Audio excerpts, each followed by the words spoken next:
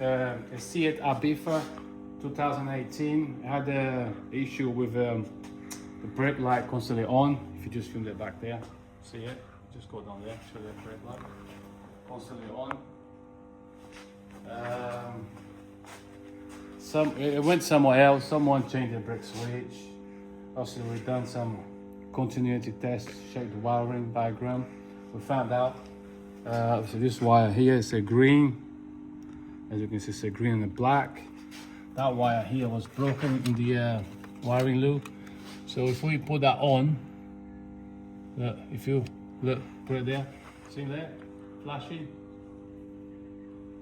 There you go. That was the problem on this vehicle. So if you do get after CRB with the same issue, it could be that wire there, green and black, causing problem.